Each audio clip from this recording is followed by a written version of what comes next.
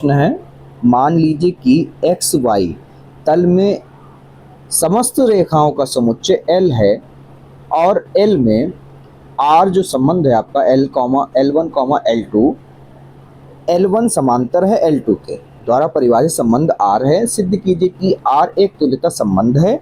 रेखा y बराबर 2x+4 से संबंधित समस्त रेखाओं का समुच्चय ज्ञात कीजिए। यह प्रश्न 2018, 20, 22 और 24 में 5 अंक में पूछा गया।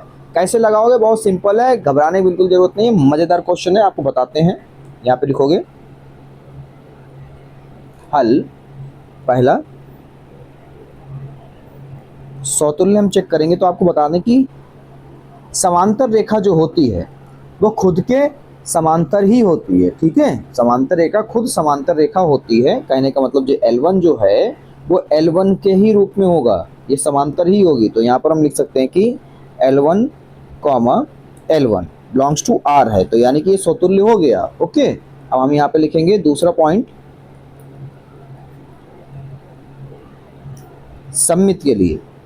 सममित के लिए क्या होता है, मान लो आपने दो रेखाएं ली, ठीक है, जो कि आपका L1 है और दूसरी जो है L2 है। ठीक है, अब इसको चाहे आप अदला बदली करो तब भी ये समांतर ही रहेंगी। ठीक है, क्या होता है, जैसे कि यहाँ पर अगर हम इसको जो है L2 कर दें, ठीक है, इसको L2 मान लें और इसको L1 मान लें, तो ये क्या होगा, ये तब भी हमारे क्या रहेंगी, तब भी ये समांतर रहेंगी। यानी कि यहाँ पर हम लिख सकते हैं कि L1 कॉमा L2 और L2 comma L1 belongs to R, तो यानी कि ये सममित हैं। ठीक है, तब भी ये सममित रहेंगी।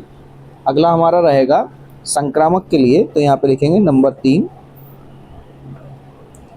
संक्रामक। संक्रामक के लिए क्या होता है, संक्रामक के लिए हमारी यही मान लो दो लाइनें हैं आपकी। ठीक है, मान लो पहली आपकी L1 है, दूसरी आपकी L2 है और तीसरी रेखा आपने ले ली L3।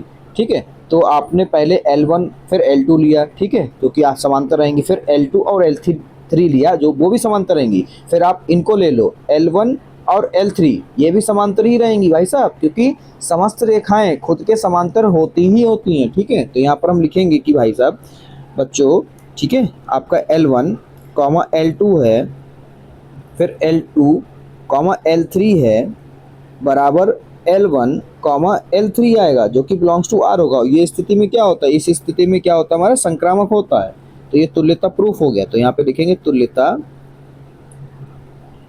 संबंध के लिए,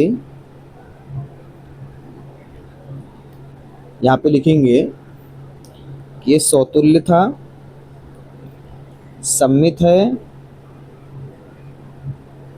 और संक्रामक भी है। ठीक है, और जब ऐसा होता तो ये क्या होता है, यह एक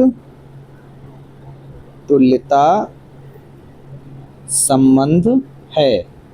अब आपने तुल्यता संबंध प्रूफ कर दिया, उसके आगे का जो कह रहा था वो हम आपको बता देते हैं। अभी उसके आगे की जो लाइनें लिखनी है आपको वो आपकी स्क्रीन पे है, वीडियो को रोक दीजिए या फिर स्क्रीनशॉट ले लीजिए।